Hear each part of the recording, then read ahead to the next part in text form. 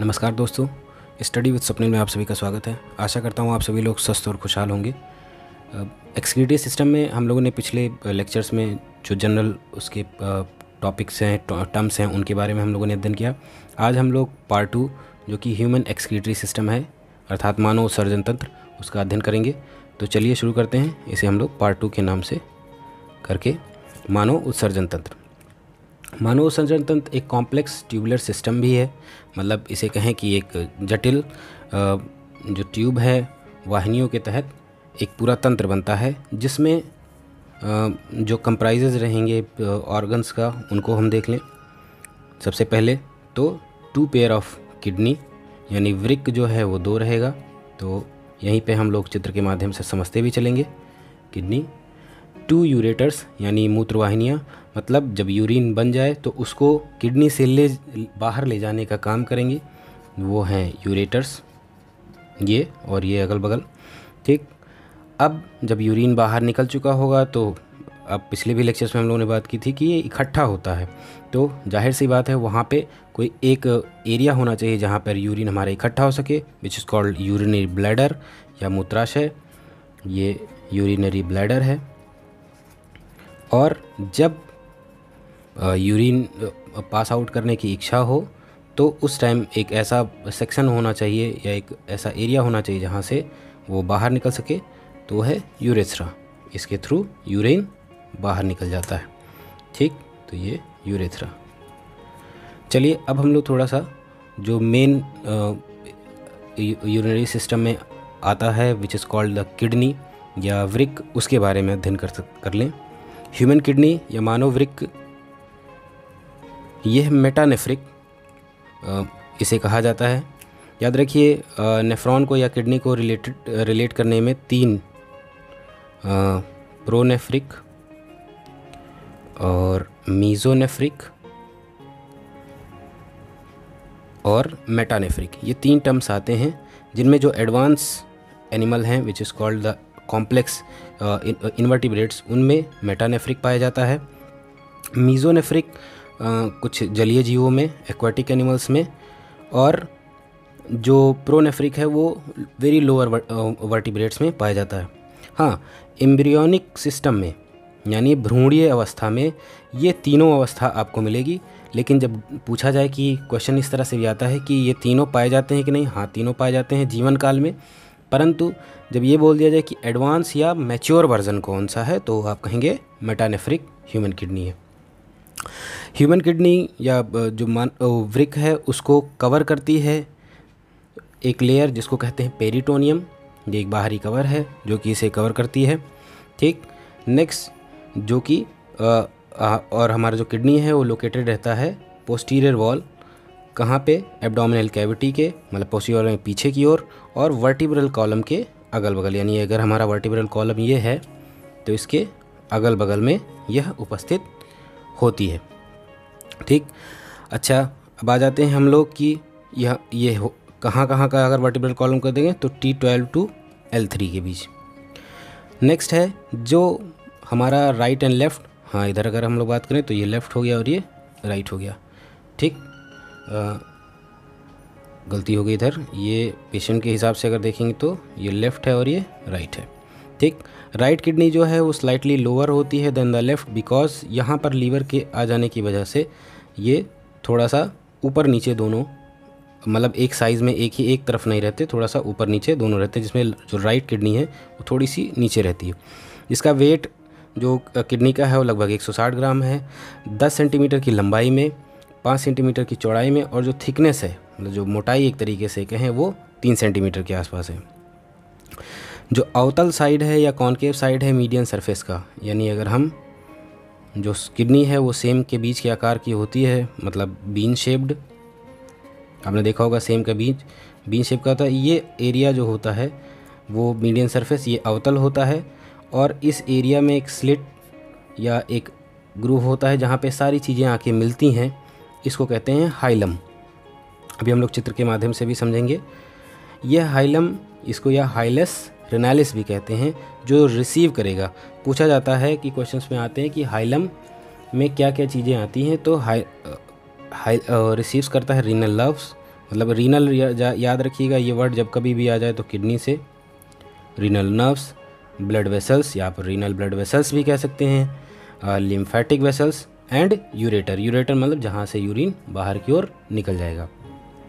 ठीक, internal structure एक बार पहले इसे देख लें, फिर चित्र के माध्यम से देखें। ठीक, तो इंटरनल स्ट्रक्चर में सबसे पहले जो शुरुआत होगी वो होगी कैप्सूल से, मतलब ये आउटर इन्वेलप है या एक तरह से आउटर कवर है। ठीक, जो कि कवर करता है किडनी को। उसके बाद बाहर से हम लोग अंदर की ओर आ रहे हैं, तो सबसे पहला जो आता है वो है कॉर्टेक्स। ये किडनी का सबसे बाहर का पार्ट है, लगभग 1 सेंटीमीटर का थिक का होता है, जो धारण करता है मालपीजियन काप्सल्स या रीनल मालपीजियन काप्सल्स या रीनल काप्सल्स कहेंगे, किसी कहेंगे, और इनको हिंदी में कहते हैं वृक्क कणिकाएँ। ठीक, और क्या रखेगा, प्रॉक्सिमल कॉन्वोल्यूटेड ट्यूब्यूल रखेगा, और क्या है, एंड डिस्टल कॉन्वोल्यूटेड ट्यूब्यूल, जिसको कहते हैं DCT। इनका हिंदी जो है वो है समीप एवं दूरस्थ संवालित नलिका। जैसे ही हम और अंदर की ओर आते रहेंगे किडनी के, तो नेक्स्ट पार्ट जो है वो पड़ेगा मेडुला। मेडुला ये बिल्कुल इनर पार्ट है या आंतरिक पार्ट है, जो कि रखता है क्या, लूप ऑफ हेनले, ये एक तरह से लूप है, और कलेक्टिंग ट्यूब्यूल, जहाँ पे सभी ढेर सारे जो DCT हैं, डिस्टल कॉन्वोल्यूटेड ट्यूब्यूल है, वो इकट्ठा आते हैं, जो मेन एक तरीके से जो बाहर निकलने के लिए जो पाइप है वो है कहा जाए collecting tubules. Next, parenchymatous sales. याद रखिए रीनल कॉर्टेक्स और पिरामिड्स जो हैं वो सभी पैरेन्काइमल सेल्स रखती हैं। पैरेन्काइमल सेल्स मतलब इनमें फंक्शनल एक्टिविटी पाई जाती है। पिरामिड्स जो है वो पेल्विस रीजन में, किडनी के पेल्विस रीजन में प्रेजेंट रहेगा, कुछ इस साइड में।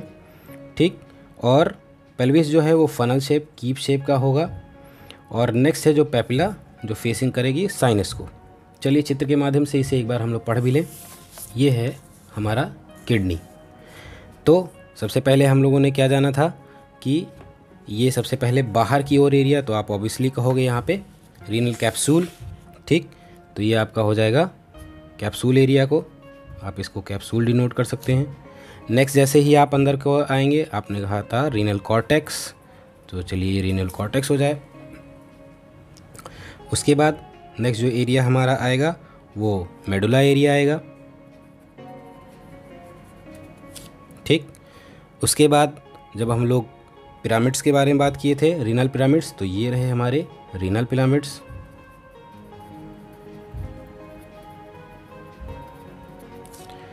यहाँ पर कॉलम ऑफ बर्टिनाई भी प्रेजेंट रहता है।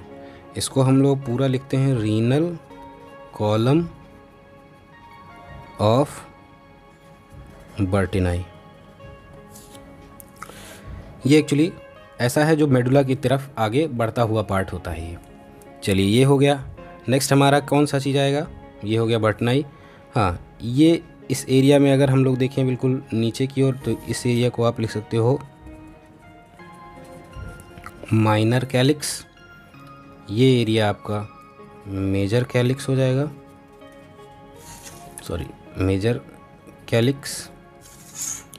और नेक्स्ट जो ये आपका है एरिया, उसे कहेंगे पेल्विस। ठीक, बाकी ये रहा यूरेटर और renal artery and renal vein.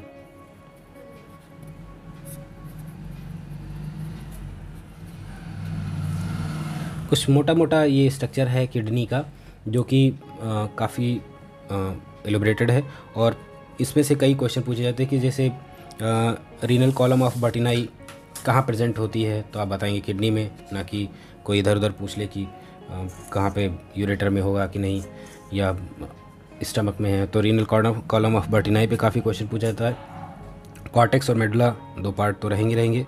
ठीक, और ये कैप्सूल जो कि बाहरी आवरण है, कैप्सूल्स के अंदर आप तुरंत घुसते हैं कॉर्टेक्स के तुरंत ही उसके अंदर जाएंगे तो मेडुला, मतलब ये इनर पार्ट की ओर आप आते हैं। देन रीनल पिरामिड्स हैं, रीनल पिरामिड्स के पास आपको रीनल कॉलम ऑफ बर्टिनाई भी पाएंगे। माइनर कैलिक्स और मेजर कैलिक्स, दो तरीके का आपको क्षेत्र मिलेगा। उसके बाद जो मेन एरिया होगा, जो कि जहाँ पे काफ़ी एक कैलिक्स एरिया जो ब्रॉड होता जाएगा, उसको कहेंगे आप पेल्विस एरिया। यहीं पर आपको मिलेगा जो यही हाइलस या हाइलम एरिया है, जहाँ पर सारे, चाहे वो यूरेटर हो, रीनल आर्टरी, रीनल वेन है, ये सभी कुछ आके यहाँ पे जुड़ती हैं।